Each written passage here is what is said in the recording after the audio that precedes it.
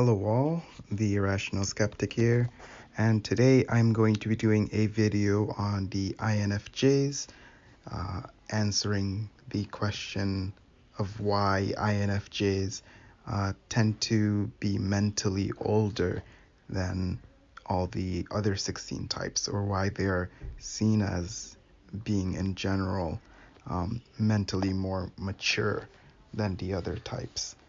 And INFJs are probably one of the most likely types to have an old soul air about them.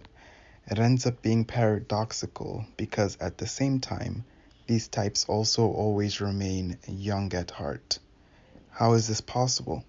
Well, you know the wisdom that grandma and grandpa have? You realize that although they've grown old, no matter how serious they were before, they start to take life a little more with a grain of salt. And there is a certain humbling effect that comes with growing old. You start to realize that all the things you thought were important really were not, and the things you took for granted were actually important. For folks that have gone through these stages, you likely know exactly what I'm talking about. You find out that being there for your kid's birthday party should have taken precedence to that super important business meeting that would help you make another $100,000 that year. Yes, we can make excuses such as, I was doing all that to secure my family's future. They should be happy that I toiled the earth in order to provide them the bounties that they now enjoy. Well, the answer to this is yes and no. There should always be some kind of middle ground to respecting work duties and social or family duties. Understandably, some jobs require more of your time than others, but showing your child that you care enough to be there for their big day will go a long way when you start to reach the age where none of the accolades you received from work will matter. The company you are working so hard for is only temporary, while your personal relationships succeed even your own death. I think Aristotle describes the sort of living where you do not fall too far into a vice and not climb too high into virtuousness. He called it the golden mean. It is how we strike some kind of balance in every area of life. We cannot be too given, nor can we be too selfish. We cannot seek justice at every chance we get, because we must also learn what grace is.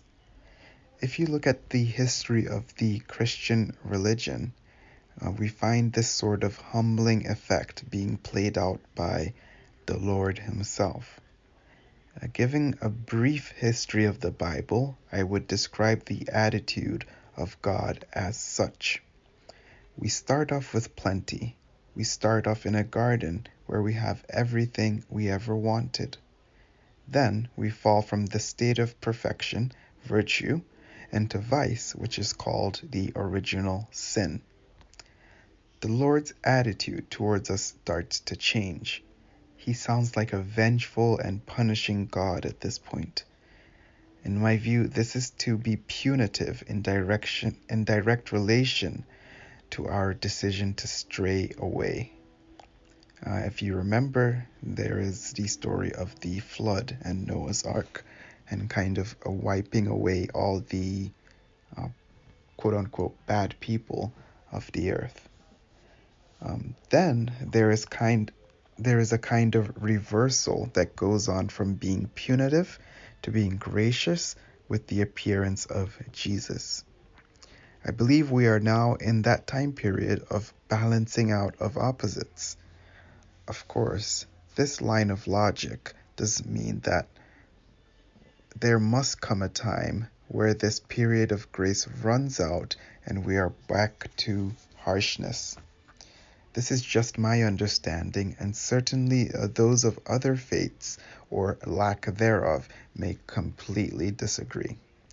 But don't worry, I will not stray too far off the topic, as you are probably here to hear about cognitive functions, and cognitive functions you shall have. The INFJ is comprised of the following four conscious functions: introverted intuition, extroverted feeling, introverted thinking, and extroverted sensing, in that order. In Carl Jung's book, Psychological Types, he describes the introverted intuition function as that which appears to reconcile opposing points of view with the personal and or within the personal and collective unconscious. The story of Christ as the Savior, according to Carl Jung, is supposed to be that of the reconciler. That is, he is the one who comes down from heaven to earth to mediate between the two. In strictly functional terms, introverted intuition is supposed to be able to combine both thinking and feeling to give a coherent narrative where neither is of greater importance. It comes to strike a happy balance between these two dominating aspects of our lives. If we push this into what we view in the world, we find that whenever we are arguing, it is usually over these polar opposites. It is either we feel that a person is being too rational or that they are being too sentimental. So we must ask, what does it mean to be mentally older? In my view, it means that you rise above thinking and feeling and are able to reconcile the opposing points of view. And when I say rise above, I am not necessarily saying that intuition should be placed on a more important pedestal. It is just that in order to rise above thinking and feeling, we are now able to form a kind of pyramid structure where you're heading towards the tip of it, although you still need the foundation for that pyramid to exist. And so, in reality, there is nothing of more importance to do with introverted intuition. It's just that it helps you have a broader view of the whole. An INFJ utilizes introverted intuition and therefore has access to the only realm in which both thinking and feeling can coexist.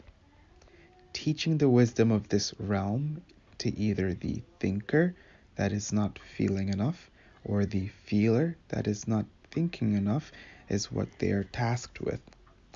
This means that to be mentally older just means that you have an air of patience about you, a patience to slowly guide people towards the promised land in themselves, where they can find peace of being.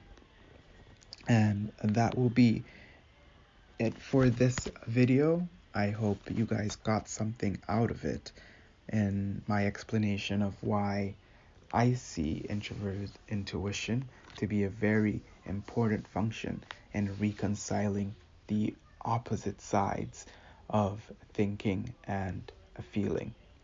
If you have other ideas in which you would like to express why you think another type might be mentally the oldest, so to speak, you can leave your answers or your comments in the comment section. Please keep it civil and don't insult any type, or because I do believe that all 16 types are of a coherent balance. And here I go again trying to strike a balance in the 16 types, because I do find that sometimes people start to wish to be one type or wish to be another type. But you should know that being you is the best thing you can do. And so that will be it for now. Like, share, and subscribe. And I'll see you in my next video. The Irrational Skeptic, signing off.